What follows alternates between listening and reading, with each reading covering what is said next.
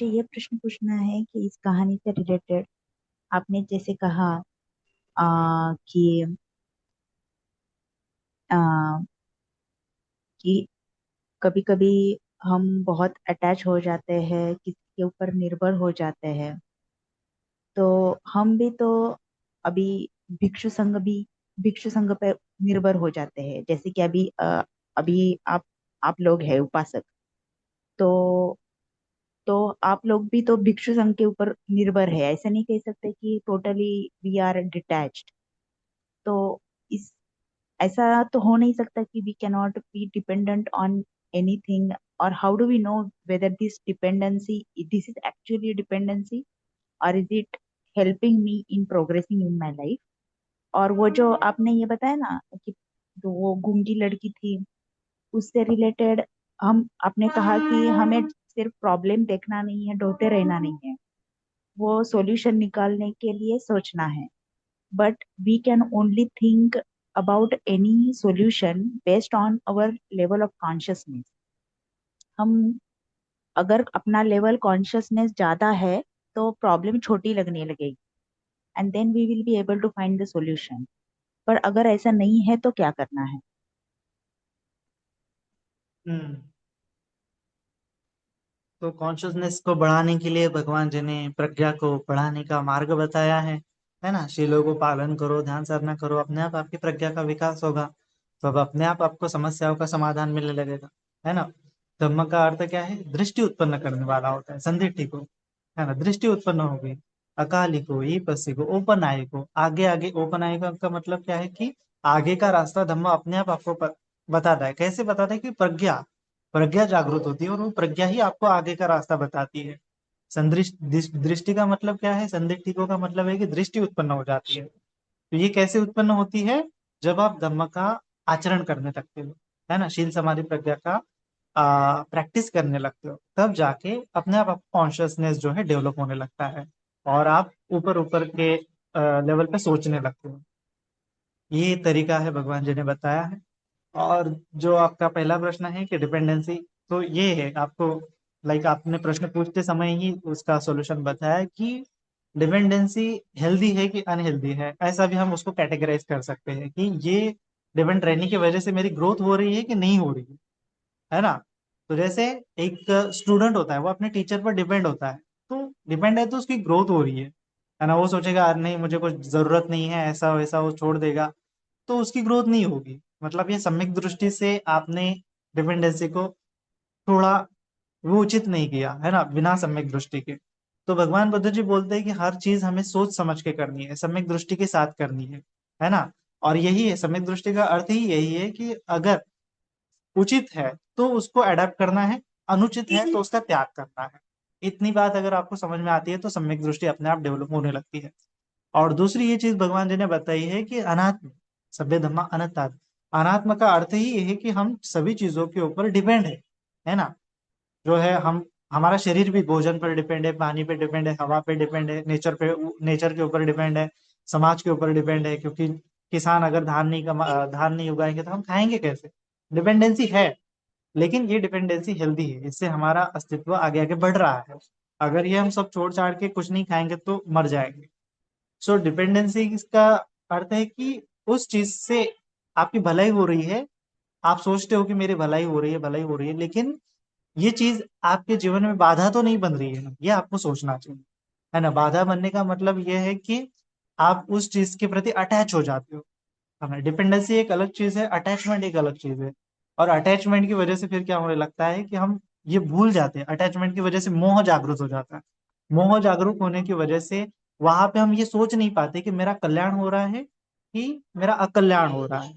जैसे वो बोलते हैं ना कि आ, प्यार अंधा होता है। इसका मतलब क्या है कि बहुत सारे जो लड़के हैं, लड़कियां हैं, उनमें क्या होने लगती है? अटैचमेंट होने लगती है। तो जो वो लड़के लड़की भले ही अपने फ्यूचर के ऊपर काम नहीं कर रहे हैं, वो जस्ट अटैचमेंट है।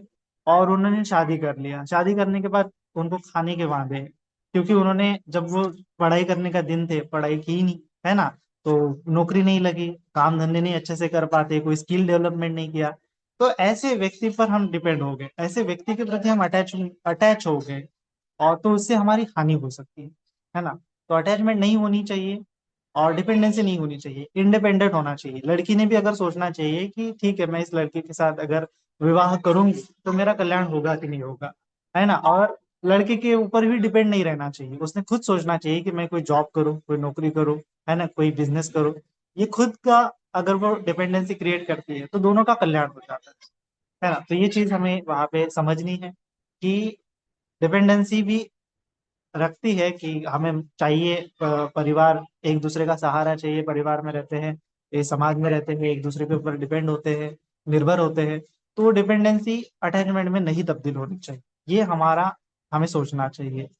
और अगर ऐसे हम सोचेंगे तो क्या होता है कि हम लगभग निर्भरता को, अटैचमेंट को अलग अलग करके देख सकते हैं। वो दूसरा ये चीज है कि धम्म मार्ग पर भी क्या होता है कि बहुत बार आप जो प्रैक्टिस करते हो, वो प्रैक्टिस से भी आपको क्या होना लगता है, ऊपर उठना पड़ता है। हम सोचते हैं कि हम एक ही प्रैक्टिस करेंगे, एक ही प्रैक्टिस करेंगे, जैसे कि आप दान ही करते हो, दान ही करते हो और संतुष्ट रहते हो कि मैं दान कर रहा हूँ, दान कर रहा हूँ, संतुष्ट रह रहा हूँ, मेरी ग्रोथ हो रही है। लेकिन आपको और भी पारमिता है ना, शील के बारे में भी सोचना होता है। या फिर कोई कोई व्यक्ति केवल शील ही पालन करता है, शील ही पालन करता है, वो सोचता है कि मेरी धम्मा प्रैक्टिस हो रही है। तो शील व्रत परामर्श में भी वो बताया जाता है ना कि फंस जाते हैं, कि वो सोचता है कि शील की वजह से ही मुझे मुक्ति मिल जाएगी। लेकिन उतना काफी नहीं है ना। ये ठीक है कि थोड़ा सा आपको वो पुण्य अर्जित हो जाते हैं, लेकिन उसके आगे आपको समाधि की भावना है, विपस्सना की भावना है, प्रज्ञा की भावना है, तो आगे आगे बढ़ना पड़ता है। और जब तक हम ये आगे नहीं बढ़ेंगे तब तक क्या होने लगेगा, हमारी ग्रोथ नहीं होगी। मेडिटेशन में भी क्या होता है कि बहुत सारे आपके अनुभव आते हैं, और अनुभव आने के बाद हमें अच्छे अच्छे अनुभव लगता है। तो हम उस अच्छे अनुभव आने लगते हैं, 10 दिन आते हैं, 20 दिन आते हैं, फिर अचानक से क्या होने लगता है कि वो अनुभव आने नहीं लगते। तो हमें लगता है कि वो ऐसा अनुभव आना चाहिए। पहले मैं जब ध्यान करता था तो अच्छा लग रहा है, अच्छा लगता था, अभी ध्यान करता हूँ तो अच्छा नहीं लगता है, तो अटैचमेंट बन गई। और फिर वो अनुभव को भी हमने साधना मान लिया, जबकि साधना तो विपස්සना है, अनित्य दुख अनात्मा को देखना होता है ना। तो ये सब चीजें होती है, तो इन सब चीजों को बड़ी बारीकाई से प्रज्ञा की जगाते हुए हमें उसका चिंतन मनन करना चाहिए। और हमारा चीज अगर किसी चीज में फंस रहा है तो हमें सोचना चाहिए कि इस चीज को करते समय हमारी ग्रोथ हो रही है कि नहीं हो रही है ना। ये अगर हमने फिल्टर लगा लिया तो अपने आप सब क्लियर हो जाता है। ठीक है, नेक्स्ट क्वेश्चन। वंदनामि आदरणीय बंदे जी। हाँ जी। जी बंदे जी, आपने अभी जो स्टोरी बताई लगता है शायद धम्मपद कथा की होगी। तो उन चारों लोगों के पास अपनी चीजों के बारे में जो अटैचमेंट था, उसके कारण वो अपने आप में परिवर्तन नहीं ला सके। तो मेरा ये प्रश्न था कि ये भौतिक विषयों से डिसअटैच होने के लिए धर्म के कौन से विषय की साधना करनी पड़ेगी, कौन से विषय को ज्यादा प्रैक्टिस करना पड़ेगा, कौन से धर्म को ज्यादा प्रैक्टिस करना पड़ेगा? वही है, सम्यक दृष्टि ही है ना। सम्यक दृष्टि का मतलब ही क्या है, अनित्य दुख अनात्मा को देखना, है ना। ये जी सबसे भाई। बड़ी, भगवान जी ने सबसे एकदम क्लियर क्लियर बताया कि तुम जिस चीज के प्रति अटैच हो रहे हो, ये अनित्य है, ये क्षणभंगुर है, इसको पहले समझो, है ना। ये बदल सकती है, ये परिवर्तित हो सकती है, तुम्हारी समस्या भी है तो परिवर्तित हो सकती है, तुम उसको ढोते नहीं रहना है ना। परिवर्तन का अनित्य का सिद्धांत समझाता है कि कोई भी चीज जो है एक जैसी नहीं रहने वाली है। भगवान जी बोलते हैं कि कितनी भी घनी काली रात हो, सूरज निकलेगा ही, है ना। एक अनित्य सिद्धांत में एक होप भी है, क्योंकि हर चीज बदल रही है तो दुख भी बदल जाएगा, है ना। दुख से भी हम बाहर आ सकते हैं, हमारी संकट से भी हम बाहर आ सकते हैं, तो उसको बाहर निकलने के लिए प्रयास करना है। ठीक है, अगर हम कंफर्ट में हैं तो कंफर्ट में है तो हमें ये भी सोचना चाहिए कि कब तक हम कंफर्ट में रहेंगे। ये कंफर्ट भी एक ना एक दिन नष्ट हो जाएगा, जैसे वो कछुए का कवच होता है, कभी ना कभी तो वो खत्म हो ही जाएगा। और अगर वो कवच खत्म हो गया तो उसके अंदर रहने वाला कछुआ वो भी कभी ना कभी खत्म हो जाएगा, है ना। तो कवच के साथ कछुए का अस्तित्व भी खत्म हो जाता है, लेकिन जैसे ही उसने कवच त्यागने की चेष्टा की, कोशिश की, तो वो ड्रैगन बन गए, है ना। इसका मतलब क्या है कि आपको समझना पड़ेगा कि ये कंफर्ट जोन मुझे अच्छा अच्छा चल रहा है, मेरे लाइफ में सब ठीक है, कोई धर्म का अभ्यास करने की कोई जरूरत नहीं है, ऐसा जब हम सोचते हैं तो इसका मतलब क्या है, हम कंफर्ट जोन में हैं। तो भगवान बुद्ध जी ने बोला है कि ये कंफर्ट जोन भी तो अनित्य है, ये भी तो बदल जाएगा। कभी ना कभी तुम्हारे जीवन में तो ऐसी परिस्थिति आएंगी जहां तुम्हें दुख नजर आएगा, जैसे बुढ़ापा आएगा, कोई व्याधि आएंगी, रोग आएगा, फिर मरना तो है, मरण तो आएगा ही आएगा। तब क्या करोगे? तब तो दुख भुगतना ही पड़ेगा। तो पहले से ही प्रयास करो, कंफर्ट जोन में प्रमादी मत रहो, इससे बाहर निकलने का अभ्यास करो। तो ये अनित्य का सिद्धांत समझाता है। अटैचमेंट बांध ली तो दुख उत्पन्न होता है, इसीलिए जानो कि अनित्य के प्रति अटैचमेंट बांधा तो दुख ही दुख है। और फिर अनात्म है। अनात्म का मतलब कि मैं मेरा कुछ नहीं है, और ये सब क्षणभंगुर है। जो अनित्य है, जो दुख है, वो मैं मेरा कैसे हो सकता है? तो इस कवच को मैं मेरा कैसे समझूं, है ना? ये जो कंफर्ट जोन है, कंफर्ट जोन में जो भी मुझे आइडेंटिटी मिल रही है, इस आइडेंटिटी को मैं मेरा कैसे समझूं?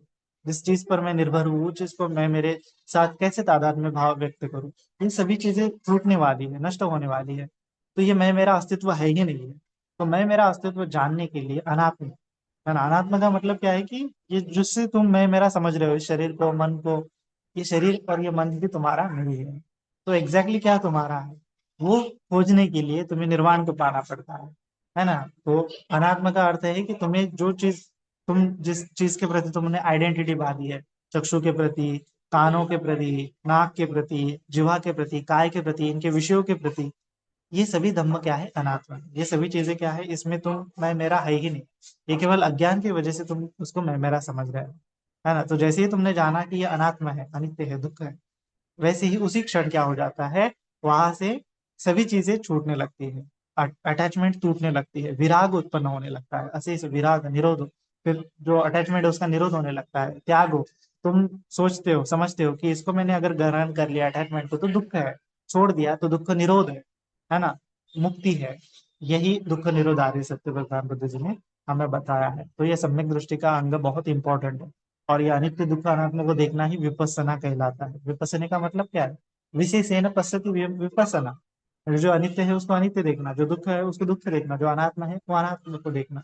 तो क्या है अनित्य, क्या है दुख, क्या है अनात्मा? हर चीज, हमारी काया, हमारी वेदना, हमारे विचार, हमारी ये पूरा अस्तित्व अनित्य है, दुख है, अनात्मा है। ऐसा जान लिया तो विपස්සना घटित हो जाती है। दुख निरोध आर्य सत्य का बोध हो जाता है, चार आर्य सत्य का बोध हो जाता है। श्रोतापन्न चक्रदागामी अनागामी अनंत अवस्थाएं प्राप्त हो जाती है।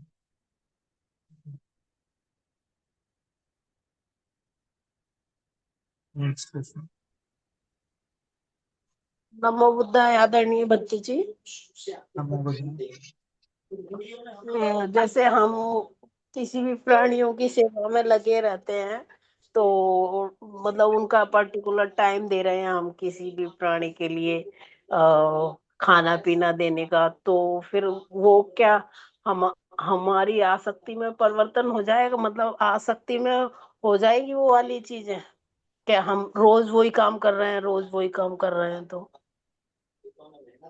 तो वही तो मैं बोल रहा हूँ ना कि आपको ये समझना पड़ेगा कि इससे मेरी ग्रोथ हो रही है कि नहीं हो रही है। अगर आपको लगता है कि हाँ ये काम करने से मेरी ग्रोथ हो रही है तो करो। अगर आपको लगता है कि अरे इस ये काम करने से मैं तो आगे आगे बढ़ भी नहीं पा रहा हूँ धम्म में, तो और धम्म की प्रैक्टिस करो, है ना? ये तो दान पुण्य आप कर रहे हो, सेवा कर रहे हो, तो उससे ज्यादा आपको प्रैक्टिस करनी पड़ेगी शीलों की। उससे ज्यादा प्रैक्टिस करनी है तो ध्यान करना पड़ेगा। उससे ज्यादा प्रैक्टिस करनी है तो विपස්සना करना पड़ेगा, अनित्य दुख अनात्मा को देखना पड़ेगा, है ना? तो ये है। तो जब आप ये प्रैक्टिस करोगे, ध्यान साधना करोगे, विपස්සना करोगे, तब जाके आपको लाभ मिलने लगेगा, है ना? तो लाभ मिल रहा है तो ग्रोथ हो रही है, लाभ नहीं मिल रहा है तो ग्रोथ नहीं हो रही है। हम फंस गए कहीं ना कहीं। तो उससे ऊपर की प्रैक्टिस को हमें करना है, ठीक है? कोई भी प्रैक्टिस हो तो आपको समझना है कि अगर मेरी ग्रोथ हो रही है तो उस प्रैक्टिस को कंटिन्यू करना है। लेकिन ग्रोथ नहीं हो रही है तो उस प्रैक्टिस को छोड़ते हुए उसके अगली वाली प्रैक्टिस करना है या फिर दूसरी प्रैक्टिस करना है ना? ऐसा भी हमें समझना चाहिए।